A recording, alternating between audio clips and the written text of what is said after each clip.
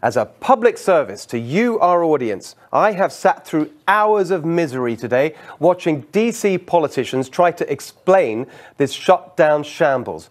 What an embarrassment they are. They pop up on our TV screens talking beltway gibberish and blaming each other. They keep saying how much they want to avoid a shutdown, but give the impression they're all actually loving the drama and the attention. I'm sick of it, sick of all of them and their stupid political games, and I know you are too. First, let's deal with the short term. It's perfectly obvious that this shutdown is engineered by the Democrats in order to pander to their extremist base and deny President Trump a political victory. Why else would they shove the darker issue into the middle of the entire federal spending bill when it's got nothing to do with spending and there's a separate negotiation on immigration that doesn't have to be completed till March?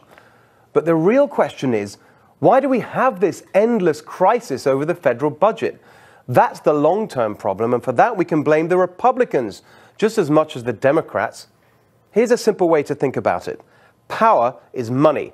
So the more money the politicians have to spend, the more power they have.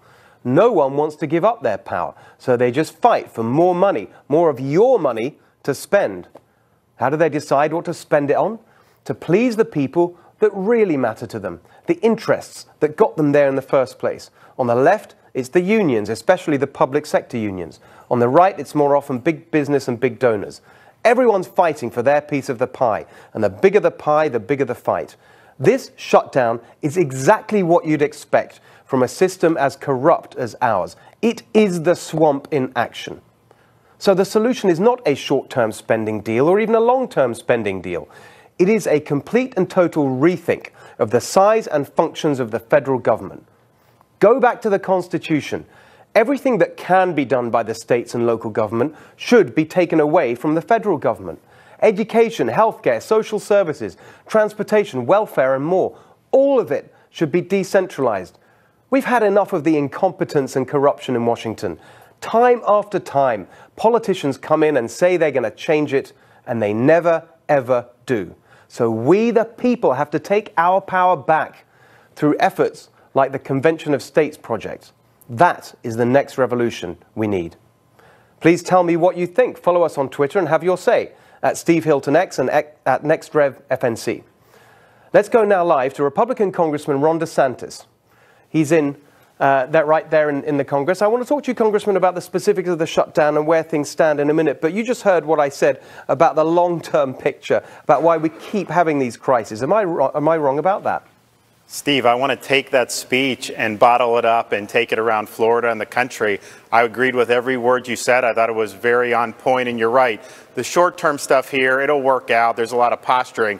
But the reason why we end up in these positions all the time is because the system has broken down. The budget system is broken down. I agree with you. By using Article 5 of the Constitution, we can pursue reforms such as a balanced budget amendment to the Constitution so that they're not just playing with House money and they actually have to make tough decisions and balance the books every year. I also think the president was right about calling for 51 votes for spending bills in the Senate, because what happens is we can actually do a budget with the majority vote in both chambers, but then if you go to fund the government with the individual bills consistent with that budget, you somehow need 60 votes, and so you can have a rump minority block action to fund the government in a coherent way. So I think the structural changes need to happen, and I think you're right. We're in a rut right now where you have the same outcomes. Sometimes the players are a little bit different. Sometimes the issues are a little bit different. But I think the net result is Congress isn't doing what the American taxpayer